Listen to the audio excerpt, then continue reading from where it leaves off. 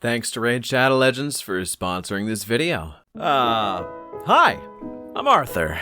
And I'm just straight gonna say I'm taking a quill from Valorac's hat right now because he made a video a week or two ago, and it was this. A video about him talking about Warhammer 40k, 10th edition, and all the topics therein. Because Warhammer 40k 10th edition, well, it really isn't that good. I made a video about this a while back, and it was pretty popular, but since then, we've gotten a bit deeper into 40k by a few months, quite a bit of time actually. I feel my opinion on the setting has evolved. I think there is nuance here because I didn't just let my opinions fester. I genuinely wanted to get outside of my sphere of influence and talk to people who played the game for different reasons than I normally would. See, for context, I play the game hyper casually. I like to slow play with my buddies, I like to shoot the shit and talk with my friends while I'm playing the game, and because of that, I find that a lot of people don't enjoy playing with me on the competitive side of things, and I completely understand that. There are different ways to play the game that I recognize other people enjoy more than the way that I play the game, and I think that's a very level-headed way of looking at it. So I went out of my way to speak with competitive players in my area. I spoke with competitive players online. I spoke with casual players in my area and casual players online. I spoke with people who don't know anything about the game, so I can get their opinion from having no context, and I spoke with people who like the game the same way I like to play it. And it gave me a lot of insight to really know about. And before we go any further, I just have something I want to tell you guys about real quick. Okay, this might sound wild, but I've actually been playing Raid Shadow Legends recently. Got it again a few weeks back as a good distraction for a couple long flights that I'm going to be going on. And if I got your attention with that one, then stay tuned because I got a present just for you towards the end. You know what? You'll love it. It's taken over my life to quite a significant degree. Raid is here to give you a genuinely fun and tactical sense of gameplay, which legit surprised me at how much you actually have to think about playing. The graphics are still pretty top-notch. If you log in right now and get the login bonus for 7 days straight, then at the end of that 7 days, you'll get Loki. Yes, that one, who is legit pretty good to have for the early game and all the way to pretty much late end game stuff. But I'm not just here to whisper sweet nothings in your ear like a chaos wizard. I actually come bearing gifts. Using my link in the description or by scanning the QR code on the screen to download the game, then using the code MONKEYKING, you gain access to an additional rather powerful champion to start your experience, Sun Wukong. Yes, that one. While you're at it, look me up. I'm Arthur Bones on there, and if you find me, join my guild. I know that we'll do great and horrible things together. Thanks once again to Raid Shadow Legends for sponsoring this video, and back to, well, me complaining.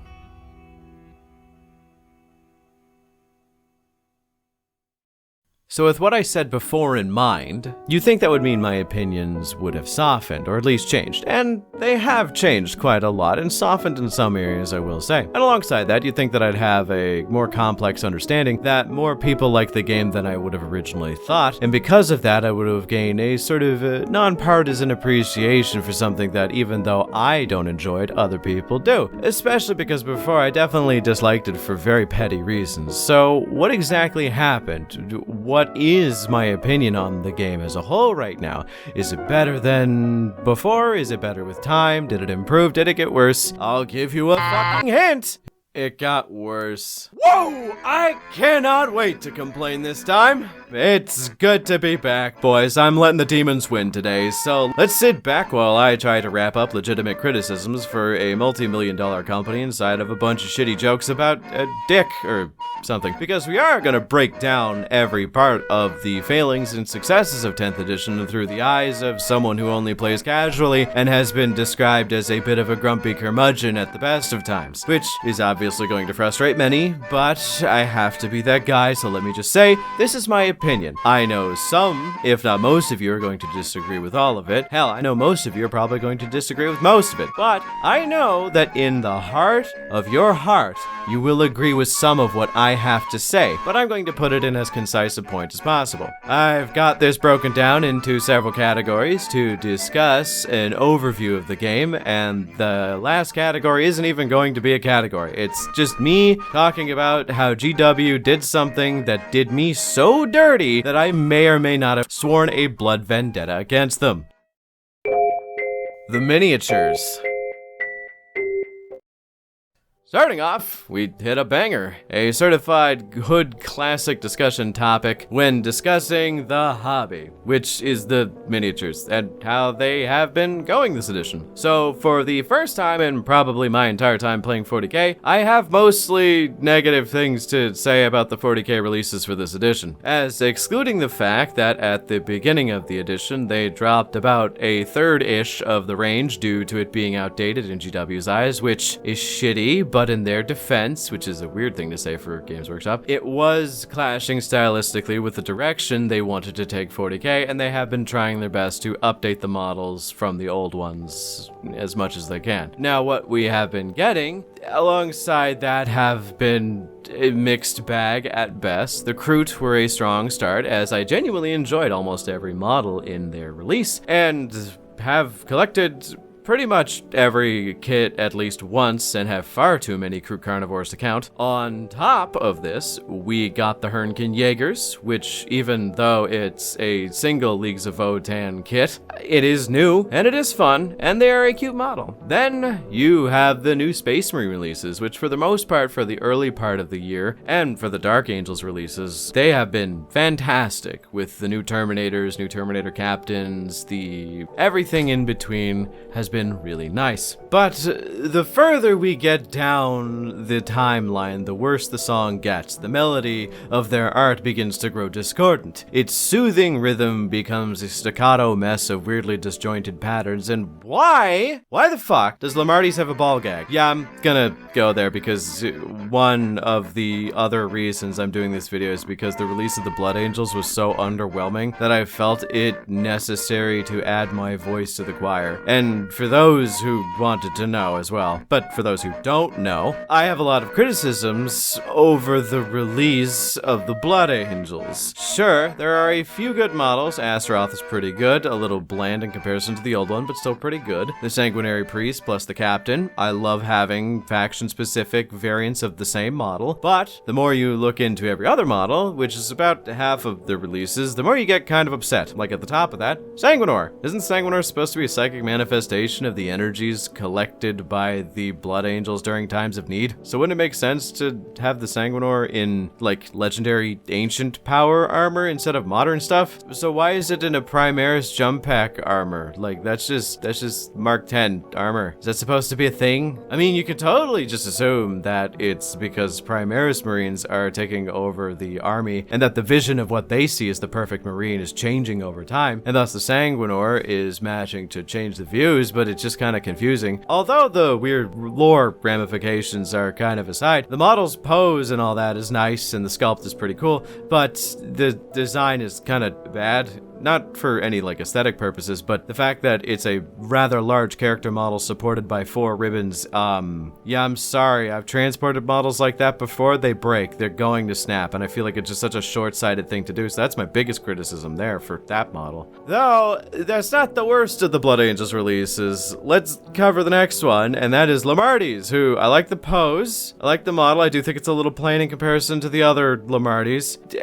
He looks feral as shit, but we gotta cover the elephant in the room, or rather the BDSM gimp in the room, because why is he biting down on a ball gag? Like, I thought it was really cool, and then someone pointed it out to me, and I'm like, this is ruined now. I don't, this sucks, like, a lot, actually, because I really like this model outside of that. And I think the ball gag can work, but it's just such a weird departure from the rather stoic-looking figure you had before to him now doing a munch on a golf ball to kind of, I don't know, make it feel better, I guess. I don't know. And lastly, the thing that might seem a bit extreme to hinge an entire argument on, but the Sanguinary Guard are probably one of the biggest things I have to criticize about 10th edition Personified. So the Sanguinary Guard went from a unit of special assault marines in artificer armor with specialized weapons to its own kind of unique 3-man unit thing. It is a 3-man unit of dudes with either a sword or a spear.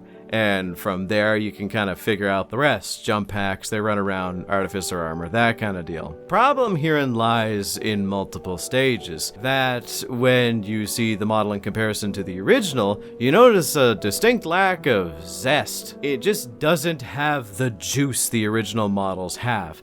Now, I know that they're old by today's standards, and they do look a little hokey, and the proportions are weird, and the model sculpt isn't that great. But looking at the old models, you can see the attention to detail, the attention to religious iconography, and the fact that the Blood Angels aren't really religious. It's more just an appreciation for the aesthetic. Now, because of this, you kind of appreciate how they could update this, because there's so many different ways you can do it. And then you look at the current guys, and it kind of looks bad. I really don't think these models look good. I think they look puffy, and I feel like they lack a lot of crisp sculpted details that could definitely have pushed this into like a good model. But aside from that, that's one issue. There is the big thing to know about the old models is that because they were a master-crafted version of the Assault Marines, they had things like master-crafted power swords, or in Carmine blades, they had in Carmine axes, they had power fists, they had a bunch of other options, and a lot of people would just run power fists or axes, as well as broadswords to kind of do their own thing, as well as the Angelus bolters on the wrists. So, yeah, they kind of threw all that out for this new unit, which is one of the biggest frustrations I have, because GW is obviously trying to make it so that it's easier for you to throw out your old Sanguinary Guard and buy the new ones rather than convert the old ones up, because one, the new Sanguinary Guard have two options, a spear and a sword. That's it. So if you want to run your models as WYSIWYG, which I do, I am a stickler for running models as they are written on the page. So running a model with an axe, well, can't do that anymore, so you're gonna have to find a sword to put that in his hand. And also, there was no power lance for the old Sanguinary Guard. And because of that, if you want to run the spear, you're going to have to find a way to print that off. Usually 3D printing helps with these kinds of things. And alongside that even further, the new unit comes in a unit of 3 instead of a unit of 5. And therefore, it doesn't matter how many Sanguinary Guard you have. If you bought one box of 5, you're just going to have 2 extra guys that aren't going to be doing anything. So it's just such an awkward conversion that feels almost deliberate. And I get it that turning them into a unit of 3 is cool and all, but it just feels almost contemptuous towards people who collected these models for so long and just want to convert their old models up. Your memories that are fond of your old Sanguinary Guard are going to be replaced by these new ones, and I feel like that's very frustrating. It might just be me being especially cynical, and to be honest, it probably is. But alongside that, I wouldn't be as upset if, as I mentioned before, the models don't look bad. They look puffy, and did I mention they don't have wings? Oh, they do, but they have the little flappy bits on the back. Sanguinor has wings, why can't we do that? We could do that again, just for the Sanguinary Guard. I thought that the Sanguinor looked good, other than the shaky support, but the Sanguinary Guard deserved to have those wings, as it was kind of an exemplified thing for them. It was one of the big things that was emblematic of them as a unit. They were the angels of the Blood Angels, so having those tiny little wings being like, oh, they're just metaphorical wings now, I think that's a bullshit twist. I didn't like that.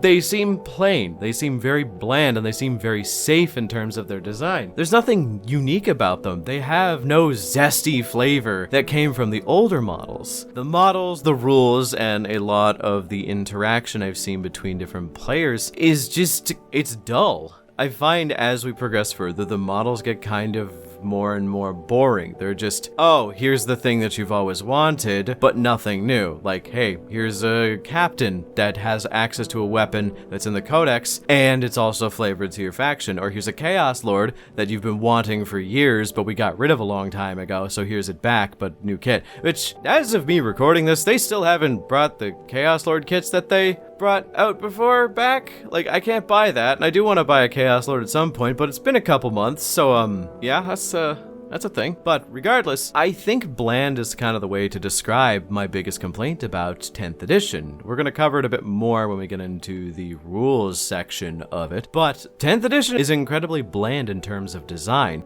And it's not just from a design perspective for the miniatures, it's also encapsulated on the release schedule for these miniatures. As GW has always had this problem, it's especially bad for 10th edition. It was really bad in 9th, but GW constantly makes announcements that are akin to new miniatures coming for this faction that has been left to rot for a little bit, and when they get to it, it is always the same thing. It is a single entity infantry character unit, and it's actually gotten pretty wild. You think I'm joking? You think I'm joking about this? No. Let me give you an example. Genestealer Cult. They are the worst for this, as every single new release they've received for a very long time, barring, I think, the time they released the buggies and the dirt bikes, has been a single entity infantry character unit. If you do a tally of all the units that you can buy for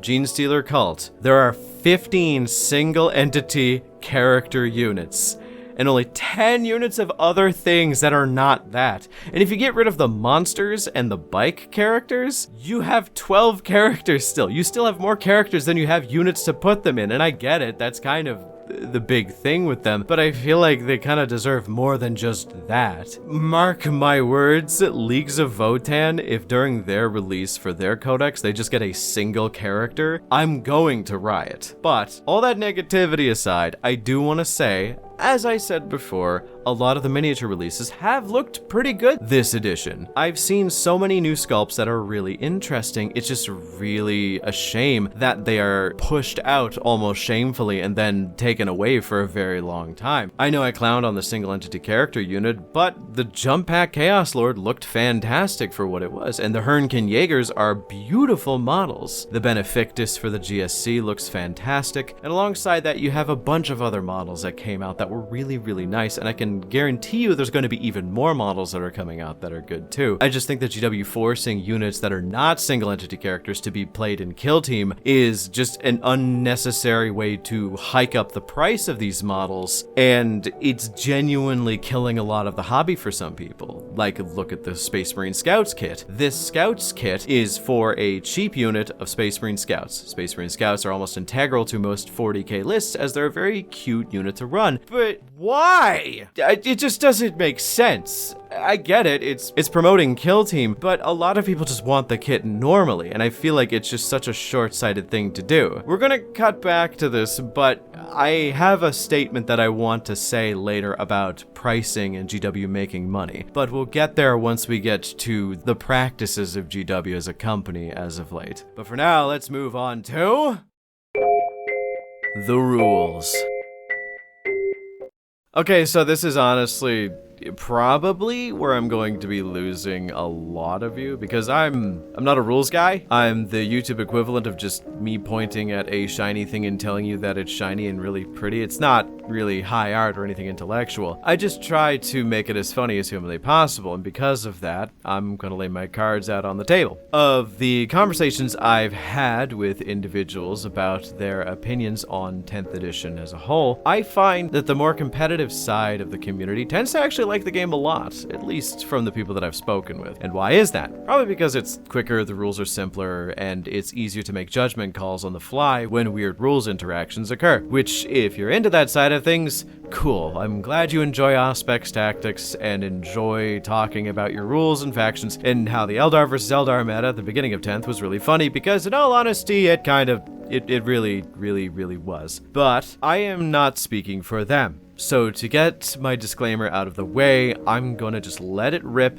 and let you know I'm speaking strictly from the lowest common denominator, and I actually like 4-hour 1,000 point games and enjoy actually never finishing my games as long as I get to have fun rolling my dice. I don't like chess clocks, they scare the shit out of me because I don't like being under a time limit. I just like rolling my dice, moving my mice, and yada yada yada. So with that out of the way, in as simplest a term as possible, the rules are poop from a butt. I really don't like how the game plays on the casual end of things. As you could probably expect, I'm quite invested in the fluff, fucking duh. And what they ended up doing at the beginning of 10th is actually removing a lot of the fluffier aspects of the game in favor of just making the rules more simplistic, more like a card game, if you will, where you could look at the card and know that this is the Massacre Worm, but why does it do 2 damage to everything on the board? I don't know. Like, that's kind of how 40k ended up being, where the rules make a little bit of sense, but there's nothing that's really, really fluffy like there was in the prior editions. And it's probably because the fluffy stuff was particularly unbalanced. Now, that's a topic that I kind of want to talk about because it goes beyond just the fact that there's not a lot of fun, fluffy rules in the game. It's GW's obsession with maintaining balanced armies and thinking that if one army goes up against, say, I don't know, Space Marines, then they lose almost 80% of the time, that this game is trash and they need to immediately change all the rules. I want to talk about balance for a second here, and I think that you all can kind of understand where I'm coming from, but I'm going to set this up with something that's probably going to lose even more of you. So let's talk about fighting games for a second. I'm bad at them, like incredibly bad. Like I'm the kind of guy that would just throw out as many Hadokens as humanly possible and then call it a day. But for many years of my childhood and as a wee baby growing up with my friends, I played a lot of fighting games, and one of the ones that I frequented a lot then and even now when I feel like a casual game every now and then is Street Fighter Third Strike. Now, that game kicks ass. The soundtrack is fantastic, the gameplay is perfect, and the game is as close to perfectly balanced as it can be. Not because of all the characters being balanced and having like subdued movesets that are kind of easy to understand. It's because it's such a chaotic melange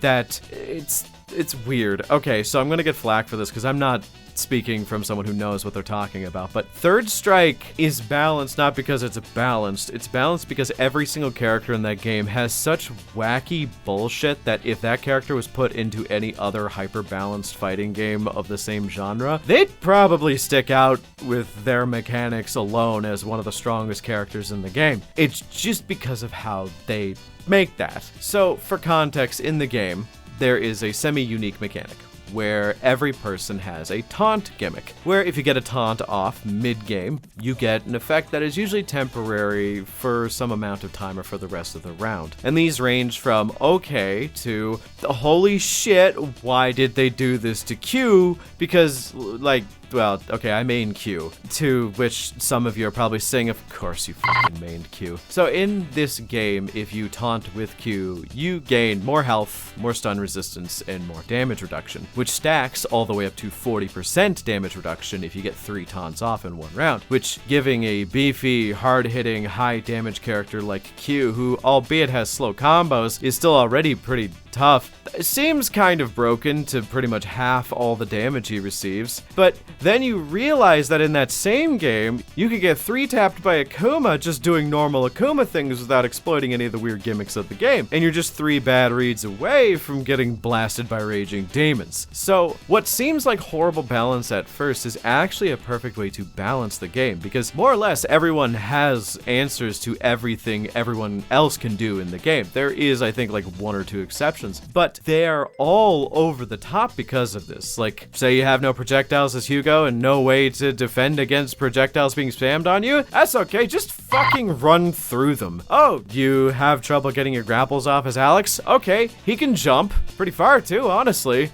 But that's the kind of balance I like. I like the shaky and the tenuous that leads to the perfect harmony where no matter what you do, you always have fun because everyone is so wacky. So I say all this to give a good example as to why being unbalanced is okay, because, well, 40k is doing the opposite direction, where if anybody strays off into any particular direction where one mechanic is more unbalanced than the rest, they end up getting dragged back to the middle with nerfs. GW has this obsession with getting armies as close to 50% of a win rate as possible, where if 2 people of equal skill meet up with completely different armies, they want to make sure that they have an equal chance of winning. And I think that's bullshit. Sink or swim. I think gentlemen's agreements before casual games should dictate that maybe limiting your army personally so we can all enjoy the game is cooler than having a massive company nerf every single rule for every other faction. Like, I knew a guy that played Iron Hands a while back in like a prior edition when Iron Hands were absolutely broken with Dreadnought spam, and instead of making it harder for us by spamming Dreadnoughts, he made it a rule that he would only bring 1 Dreadnought per 1,000 points.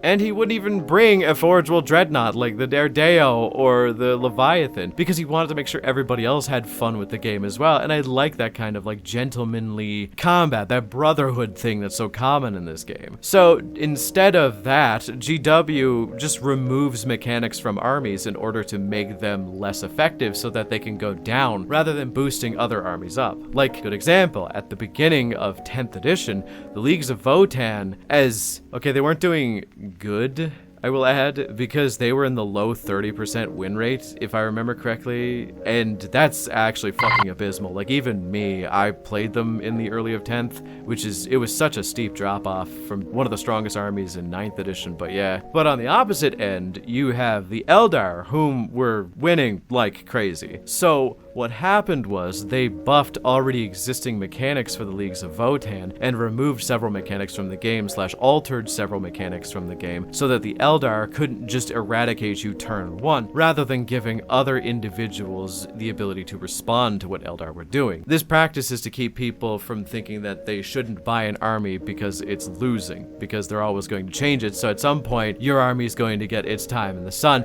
but I find they do it too much. They modify the rules so much that it's hard to keep track of how the armies play. And I really dislike that. And I have a particular vendetta towards GW as to what they did to one particular faction, which we'll talk about in the last section of this video, so do stay tuned for that. But I think that the overreactionary obsession with making competitive play as viable as possible rather than focusing on the funnest parts of casual play, I think it's bullshit. I will cover more on the practices, which is the next part of this, but I think GW has some very unhealthy practices when it comes to long-term management for the game, focusing on the most vocal parts of the community, when I would hazard a guess to say that maybe 80% of the entire fan base who actually plays the game are casual players only, and 20% of the people that show up at the tournaments and play like competitively. So I want to talk more about GW's practices in terms of purchase power, in terms of sales, but we're going to cover that in the next section, which is Games Workshop as a company. Yeah, this one is gonna be brief, but I really wanted to discuss this problem as it's something I think we are all feeling. And once again, I'm gonna give a brief disclaimer. I do not work at GW. I do not know the financials of GW. I do not claim to know that I am smart enough to critique a multi-million-dollar company and give anything insightful on monetary policy and what have you going forward. I am going to be speaking from the perspective of a common, if not a little slow man. I want to discuss a few things. None of them are going to be too long-winded by my standards, I certainly hope, but the big one is that a lot of Games Workshop's public perceptions have just been in the absolute shitter for the last little while, as they keep making decisions that absolutely make that cynical part of my brain start to itch. Like, for one, the removal of all the old Space Marine kits. That is actually offensive to me, and not even offering them for purchase is genuinely insulting. I understand if the models aren't supported by the rules and are kept in Legends, but I feel like it's spitting in the face of old heads who have been playing for a while that you wouldn't even give them as made-to-order kits. Now, I should note, I do have a bit of nuance in this specific situation. I think change is good. I think dropping support and moving on to the Primaris line is good, but I think it's only good if you still allow people the opportunity to buy the old minis that they love. Because I'm gonna say something I have been keeping inside for many, many years now. This is my truth, and I am going to live it regardless of the consequences, and I like the Primaris Marines, but they just aren't nearly as iconic in design as the old Space Marines, and I feel like a lot of people who play 40k are really coping, and have been since the Primaris Marines have been shown. It's literally just the helmet. Everything else I think is fine. I just think that the frowny face Vox Grill is way more striking and memorable in terms of iconic visual design than the kind of weird Vox Grill that we have right now. Because real talk, I like this design. I like the helmet of the Mark 10 because it's literally just the helmet for the Mark 4, and Mark 4 is one of my favorite sets of power armor. It just doesn't look as good, unfortunately, as the Mark 7 Aquila helmet. I think it's one of the most legit annoying things to see my friends getting into the hobby and see miniatures they could like disappear in a year, a few years, without warning more than like a month away from them being removed. It's unfair for GW to not be transparent, either rip off the band-aid already and give a long-term plan as to why they're going to be taking them out, or tell them who is going, because this slow and steady shit is really annoying me. Because I'm going to be 100% with you, if they get rid of Tactical Marines Guardians with less than a 6-month notice, I'm gonna fucking lose it. One of the things that was the biggest selling point of mine is that in the past, if you wanted to run a tactical marine squad from the 90s all the way up to one that was produced in like the early 2000s, you could, and they would still have the same rules because a space marine is a space marine is a space marine. But since they are getting rid of them,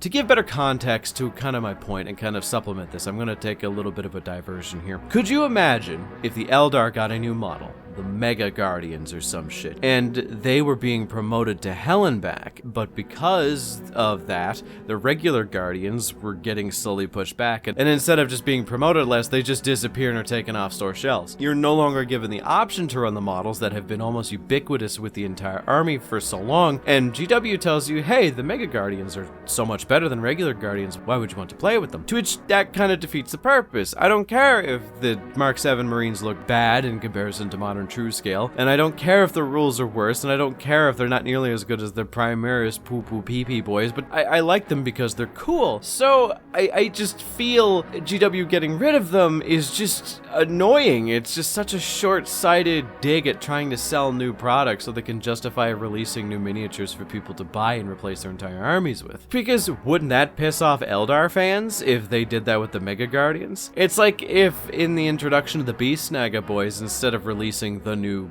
regular boys kit, they got rid of the regular boys as a whole and said the Beast Naga boys are the only ones you could play. Wouldn't you be pissed if you played orcs? I'd be. Now, what if the alternative, the Mega Guardians, were also $20 to $30 more expensive than their predecessor, and were only about 20 points more per unit, if that at the max? Yeah, that would suck, wouldn't it? Well, that's as good a transition as any to the next thing. Pricing and predatory sales practices. I forgot who said this. It was probably some weirdo who makes massive video essays about games, but Games Workshop very often reads in a way that is best described by the phrase, why make a lot of money over time reliably when you could make all of the money right now? Which is why a lot of GW's miniature pricing, boxes, and so on are absolutely fucking insane. $90 Canadian for a box of scouts. I could spend at least $20 cheaper than that to get a box of intercessors, and they're just better. I buy the scouts for flavor. $55 for more or less any Primaris character? Bro, you are smoking crack if you think that's fair. No wonder so many people are changing over to 3D printing, because genuinely it's cheaper to drop like $700 on a high-end 3D printer and then just let it ride than buying these miniatures over and over again when GW makes a new release, because it's just more reasonable. And speaking of unreasonable, the old Games Workshop Forge World miniatures are now starting to look reasonable to buy in comparison to the modern day plastic kits, which is fucking outrageous. And for what you get, it's literally a major bone I have to pick with them, because I love getting bundles of miniatures that are super suboptimal and don't allow me to play the game however I want. I love getting named characters in boxes so that they can ward away people from mass spam buying it and making them incredibly inconvenient. No, the spearhead for the Stormcast Eternals having Yindrasta 300-point character as the centerpiece is great. I love that you can't change her in anything else, but we're sticking to 40k today.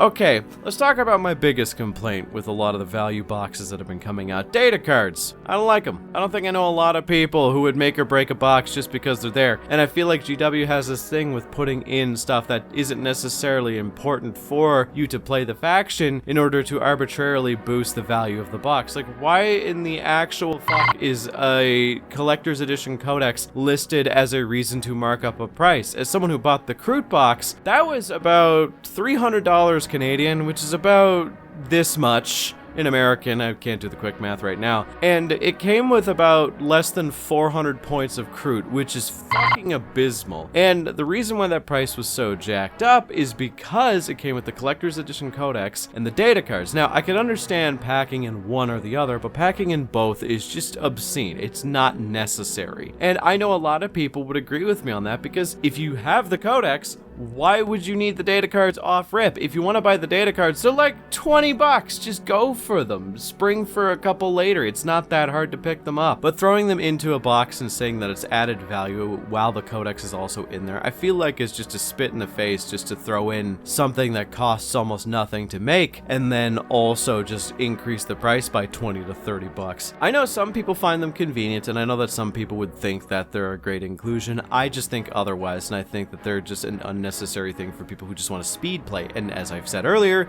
this is my opinion. I don't like playing too fast. I like having a good time rather than getting the game over and done with. So alongside that, we go to something like Age of Sigmar. Now please don't click off the video. You've already committed this much time. I'll hold your hand through the Age of Sigmar bit as long as I can. The 4th edition box just got launched about a couple months back, and the box was pretty good, but it was just absolutely fuck-ass expensive. And half the box is dedicated to a game type I didn't think many people were that interested in. They didn't really gauge interest in it that well, because from what I've been seeing, it's basically just a modified version of the Combat Patrol game, and this is Spearhead. But they padded out the price of that box by adding in the Spearhead rulebook, Spearhead game cards, Spearhead alternative game boards, Spearhead alternating game boards, which are flippable, and terrain that's specifically supposed to be used in Spearhead, which again just artificially inflates the box for people who didn't sign up to play Spearhead. They signed up to play Age of Sigmar 4th edition. I feel like if you bought that box to specifically play Age of Sigmar, and then maybe Spearhead was a fun idea, that'd be a different thing. Then offer that as a side grade version of the box that you could get. I just feel like forcefully putting that stuff in to jack up the price is just unfair. And I know it's me coming off as especially cynical when I talk about this. I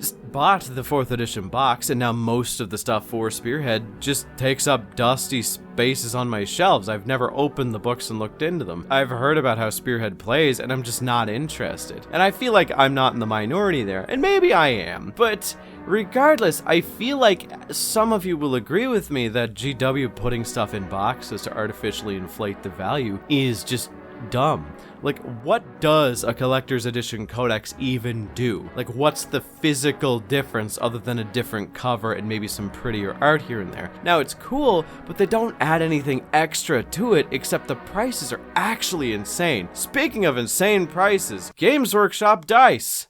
Yeah, just look at that. Doesn't that make you mad? Yeah, it's in Canadian. It's not even better in American. It's actually just, like, for that amount of dice, I could just go get a Chessex dice set, 2 of them for that same price, and it'd be fine. But now I'm going to kind of get into what I refer to in my mind as a sort of predatory boxing practices, where when they give you a kit, it can be an incomplete kit, or they could give you something in a value bundle that makes it so that in order to play the game properly, it makes you have to buy other boxes. So, good example is the Sisters of Battle launch box. This practice has existed for quite a long time. It's not a 10th edition thing. So, the Sisters of Battle launch box was unironically so bad that I think there was something wrong with every single miniature in that box except for maybe the Sisters of Battle kit, and the only problem with that is that it was monopose. Everything else in that box was given in odd numbers that are so odd that in 10th edition, it's the reason why, if you look at the Sisters of Battle data sheets for the Archoflagellants, the Penitent Engine,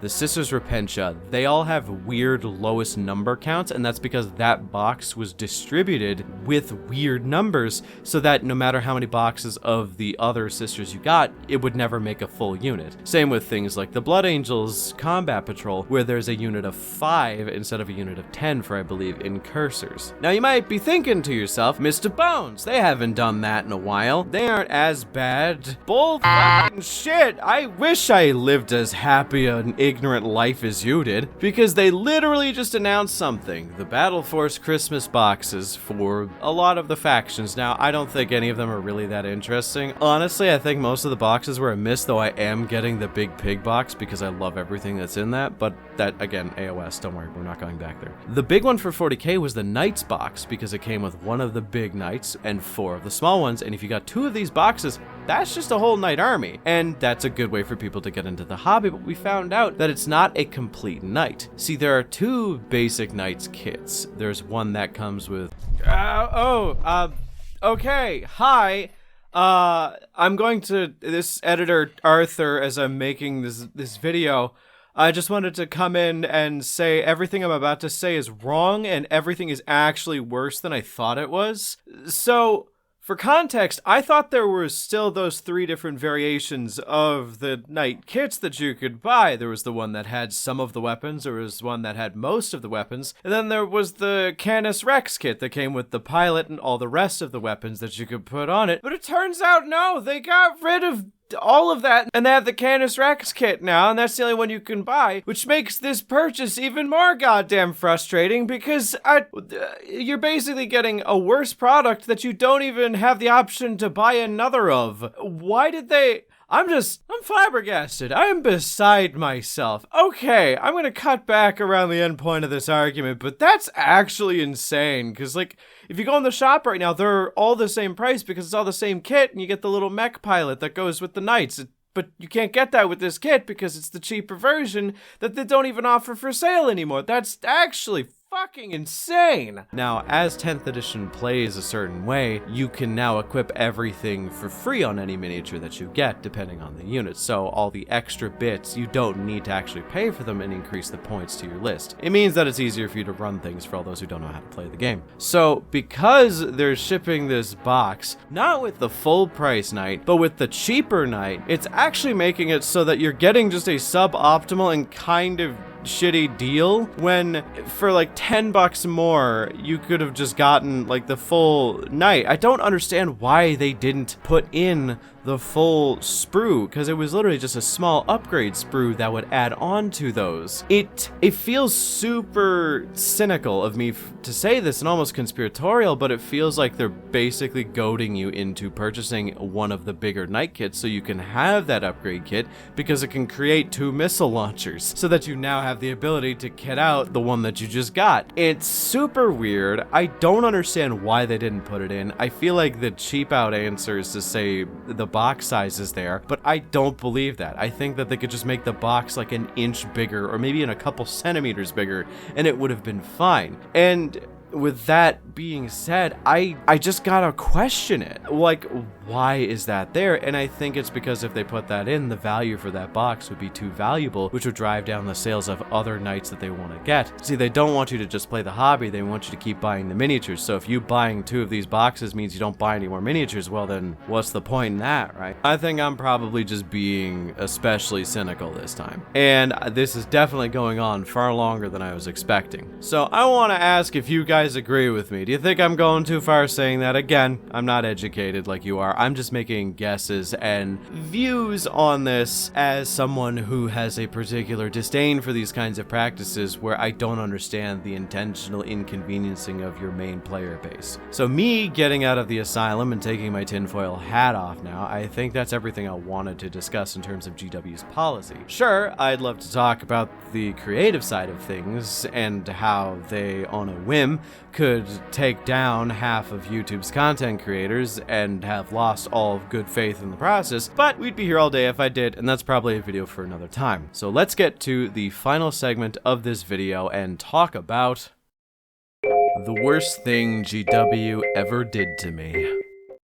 Yeah, I know this is a dramatic name for this, but I will say it is not an inaccurate way of looking at what I'm about to say. So let me go on a long-winded story of a 10th edition story arc that I went on. So I've always kind of thought 10th edition was kind of mid to below average at the best of times, and because of that, I found I was playing a lot of other games in the interim between times I needed to play 40k with friends who were asking me to do so. But a fun fact about me is that when I first started, the thing that got my attention of all things was the Tau, but specifically the Kroot aspect of the Tau. When I started, there were not many Kroot available, as this was a pre-Kroot update, but I still collected them and realized really quickly that they are kind of bad. But that's the thing. I always play something because it's fun, not because it's good or bad, you know? Eventually I moved on to Death Guard, but this is all to set the tone of how excited I was when the Kroot got announced for their own army in the future.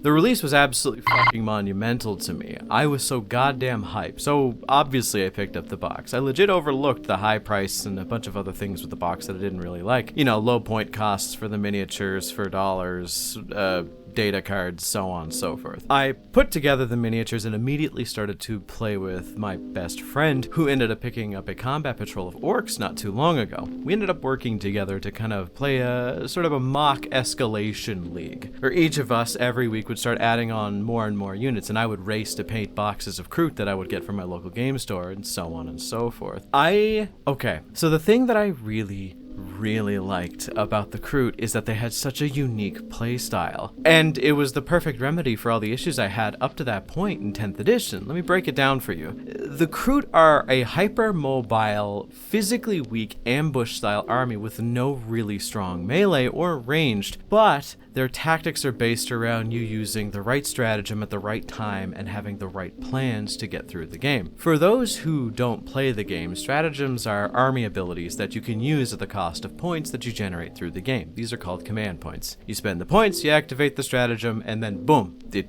happens. There are a few limitations. One, you can only use certain stratagems either once per turn or once per phase, unless stated otherwise, and so on. Kroot were fast, but made of tissue paper, and I don't think anything in the army in terms of comparative strength was higher than maybe strength 6, so for those who don't know, that's like a little bit better than a heavy bolter. There were some exceptions, like the blast lance and what have you, but the point of the army wasn't to be a blunt object. It wasn't to blow shit up with big weapons. It was actually pretty hard to play because you had to play with guerrilla tactics. You didn't have that overwhelming weight of fire that other armies did. You genuinely just needed to play the game well. Now, they did have sort of similar to guardsman tactics, but they didn't have the tanks. Another good point is the war shapers. This is a miniature that you could include in your army. You could include quite a few of them actually. Had this ability where you could use a stratagem for free once per turn, and even if you had already used it in that turn or that phase, you could use it again, but only for the unit that this model is attached to. And that was super useful because the Kroot again fall apart like they're made out of straw and rags. So you would attach them to a Kroot unit, and with the stratagems you could use in the game, it would make it easier for them to survive. Like a good one is the fact that you could revive a unit of Kroot that had just died with an exact unit of Kroot, the max size when you start the game. So you have a blob of 20 Kroot carnivores, which is the basic troop.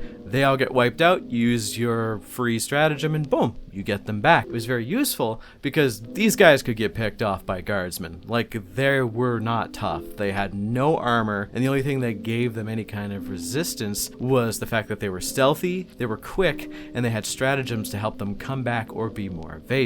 See, they had an invuln save if you played the Kroot hunting pack army, which is the Kroot only army. Other than that, they had no armor save pretty much across the board. I think the Krootox maybe had like a 5 or higher on the dice, and that's it. A big thing for the Kroot is, unlike the Krootox, every other Kroot miniature across the board had this thing called stealth, where if I were to shoot at you and you had stealth, I would have to subtract 1 from the hit roll, making it harder for me to hit you. So Kroot were a very wily army that made it hard for armies to hit them. And even further than that, you had another stratagem, unlike the one that revives guys. This one I remember because I used it all the time in order to keep my guys alive from massed volley fire. This was Hidden Hunters. Hidden Hunters is a stratagem that when you use it, you can only pick one specific unit in your army, and for the rest of that turn, your opponent cannot select them as a shooting target unless they are within 12 inches of that unit, which I think is a very balanced way of doing that, because Kroot, there's going to be a lot of your units that are in play, and sometimes you're going to have a key unit on a key spot, but because they're made out of tissue paper, congratulations, that's not a Kroot anymore, that's just a stain.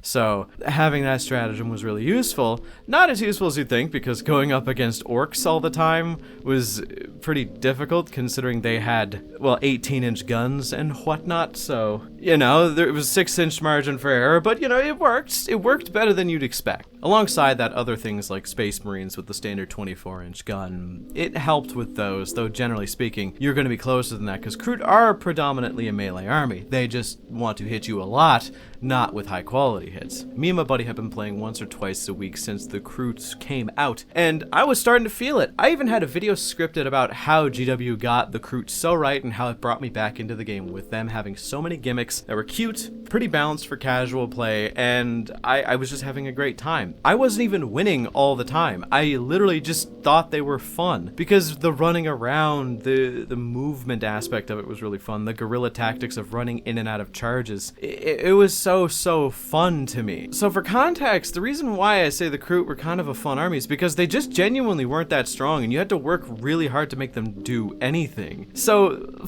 like the Kroot roster only has, I think, maybe one weapon above strength 6 in the entirety of the army, and that's just for the sniper support guy who sometimes has a blast lance, and his whole gimmick is he has, well, a lance that's range is 18 inches. That's it. It's the danger zone because he's also made of tissue paper, and that's it. He was a support character. So they weren't too lethal, and I really enjoyed the guerrilla tactics that they had. As I mentioned, I was all in on Kroot to the point where I was even considering to do the 250 Kroot Hounds meme willingly. But then GW literally removed and nerfed every mechanic in the game that the Kroot relied on. Just play the pizza time music. Ah, yeah, that's the shit. Look at this shit, dude! I'm not joking, they modified the game to do a broad sweeping change to stealth mechanics, command point refunds / free stratagem mechanics, and revive mechanics, because apparently a lot of armies were apparently abusing them. But unfortunately, the Kroot, who weren't that strong of an army in the first place, got hit with all these and is now just not fun to play anymore. Their stealth got nerfed, they die to everything, and I have to be genuinely super careful when I use my strats. I can't even use multiple strats a turn thanks to the Warshaper anymore, and also I can't get free shit. It just reduces the cost of most of them, so some of them are free now. Not to mention the Hidden Hunter stratagem got nerfed so that now I can deny shots outside of 18 inches instead of 12. And the Revive stratagem, that's cool. You can only use them once per game now, and you have to pay for it, which that's just unfair. From Kroot, that just makes the army so difficult to play now. I legit tried to play Kroot one more time after that because I was coping so fucking hard, and I lost. I got my shit rocked because I couldn't respond to someone running anything that had a strength 8 ranged weapon, because they could just fly up, blast a unit of carnivores, bait out the revive, and then fly away. It was either lose the entire unit and save it for a better revive later, or just let it die and have him pick away my army so I have less options to respond with. And I didn't have fun with them anymore, as they just lost the ability to play the game the way that I liked. Like, now I couldn't play the game and possibly win just because I thought hard enough and had a decent strategy. Because now they're just the Imperial Guard with less options and no goddamn Lehman Russ tanks to back them up.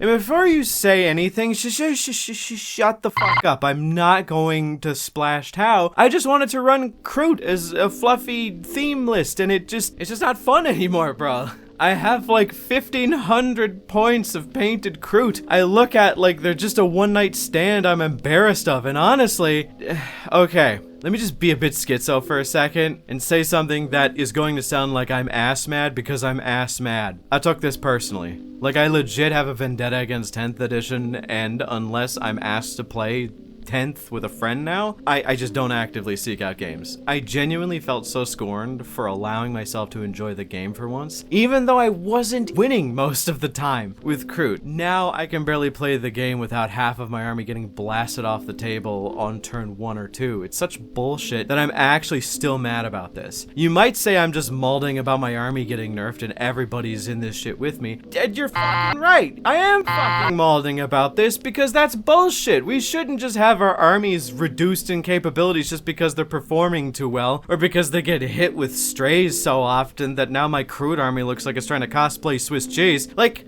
there's so many different ways to look at this. Like, oh, maybe they were just nerfing individual core mechanics of the game that other armies were using, and Kroot just unfortunately had access to all of those mechanics as core mechanics. That's just short-sighted. You have to recognize the fact that there are armies in the game that function because of those mechanics, not just armies that are getting a little bit too far along with it. Like, if the Gene Stealer cults had the revive, the Guardsmen had the command point refund, and so on and so forth, and they just had to nerf that complete generation, and all of those together, why not just specify, okay, Kroot, get it less? And I'm not trying to say make my army strong again. I'm saying, why not just build all the other armies up and give them responses to this specific tactic, rather than remove the tactic from the game, making it harder for people to play in unique or interesting ways. Then there's the other one, which is they just saw that people were using all of these tactics with Kroot, and they just wanted to piss off as many people as possible by nerfing that specific mechanic, which, if that's true, I am going to be incandescently mad. Like, Angron himself could not reach the level of ass mad I would be. I'm still pissed about this, and this happened months ago. I haven't played Kroot since that last game, because every time I think about building a list and try and build it up, I'm just like, well, if I play this, they're just gonna die almost instantly, because when I play it against orcs, even to orc shooting, my guys were getting blasted by orc boy squads. It was just so annoying. There's just a bunch of reasons that they could have chosen to do this, but boy fucking howdy, no matter what you say, I'm just going to be upset. And if you made it this far in the video, I don't have to elaborate on why. I just think it's a bullshit idea of taking away mechanics from the game to anchor everybody at the same level. It makes it so that everybody ends up playing roughly the same, and it makes some strategies just more efficient at playing that way. It's just...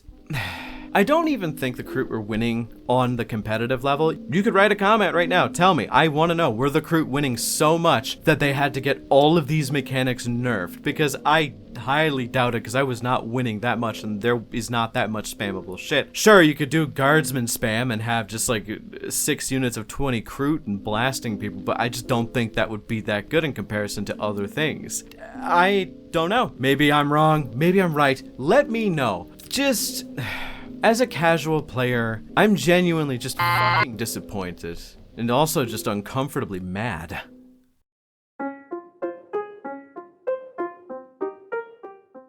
I'm going to level with all of you. I genuinely went into this video wanting to make nothing more than like a quick 20-minute video in and out. Something that was like a long-form video, but not too long. Something that I could keep simple, you know? But as I was scripting, I realized that I had a lot more to say than I initially thought. But I'm going to end the video with this sentiment, where as much as I say all this, and I do mean it, it comes from a place of passion and care for a hobby that I have never really felt for many other things. I always believe that at the center of the heart of a cynical man is a passion and love for life. Because if I didn't care about this hobby at all, then, well, I wouldn't feel like I needed to criticize it or be upset when I'm disappointed by anything that GW does. I love 40k, I love Warhammer, I love wargaming, and I love this specific game. Even with all my bitching, I still play the game, and interestingly enough, one of the most personally important things that has ever happened to me in my life just happened as I was recording this entire video, as it's taken me a bit longer than I'd care to admit to actually get this done. My dad, who is a 60-plus-year-old army veteran who has allergic reactions to cartoons and anything silly or sci-fi, agreed to learn how to play Warhammer, or at least to play a war game with me, which I've been pestering him to do for quite some time, but he approached me to ask to learn how to play. And honestly, that is one of the most significant things that's ever happened to me, because he's never really taken an interest in these kinds of things that I've been interested in. I've never blamed him for it, but it's one of those things that's personally very important to me because of how much I care about the game. And if he doesn't like Warhammer, I'll just put him on bolt action and just do what most people do with their army dads. But that being said, I respect him and have a lot of passion for this hobby, so to mix the two together means a lot to me. And I wouldn't feel as strongly about that being being one of the most significant parts of my life if I didn't love this game. And it's because of this love that I criticize the hobby, the company, the fan base, etc., etc. These criticisms are mined, and are they a bit overblown? Yes, they are. I personally have a bit of a disdain for people who fester in the negative aspects of the hobby, the culture war side of things, where people try to fight for what they believe is the right way to represent the hobby, when at the end of the day, I think it's just important to remember that we all love the game for what it is to us, because the individual aspect of the game is the most important part. What you learn from it as a person is more important than what anybody says you should learn from the game, you know? So with all that in mind, I say all these criticisms because I just want more for the game. I want to enjoy the game like a fresh-faced youth who had just played his first round of Orcs versus Space Marines, you know? But with all that being said, I had a lot of fun making this video. I got a lot of horrible complaints out of my system, and is it going to get better? Is it going to get worse? I don't know. I just checked the data slate that was released just now, and the Kroot went down in points, which is nice. It's nice that they're not forgetting that the Kroot exists and actually are actively trying to make them easier to play, knowing that they did them so dirty. So maybe I might dust them off and give them a try. Maybe paint the rest of the carnivores that I got. And also, while I was recording this video, I hit 100,000 subscribers? Which is something that I'm almost overwhelmed by and have a lot to say about, but this video's already been going on for far too long. So I'll save that for a video of its own, likely next week. Let me know in the comments if you agree or disagree with anything that I said in this video. I genuinely seek out the discussion on this topic, as 10th edition is something that I like learning about. I like learning what other people feel about it and if they enjoy it. And if you're a fresh-faced newcomer who enjoys the game as it's one of the funnest things you've ever played, more power to you. But if it's the other way around and you're an old head veteran who doesn't like the dang darn new Space Marines, I want to hear that too, and I want to hear specifically why, because I like learning about these kinds of things. Special thanks to my channel members for supporting me, and if you want to support me as well as the channel, and also gain access to 2 additional videos a month, then become a channel member today. Thanks once again for watching. Until next time. No, seriously, why did they give Lamarties a ball gag? I don't understand. There has to be a reason. Is it an animal thing? Like, it looks like he's biting down on something metal and it's supposed to be threatening? Like, is it supposed to be an open mouth and that's what I'm seeing? Maybe I just need to see the side profile, or is it like a muzzle? I'm just confused and scared, okay? Once again, remember to click the link in the description or scan the QR code on screen and use code MonkeyKing to get Sun Wukong within the first 3 days of playing, as well as log in 7 days in a row to get Loki. It would be a big help as it supports the channel, and thanks again to Raid Shadow Legends for sponsoring this video.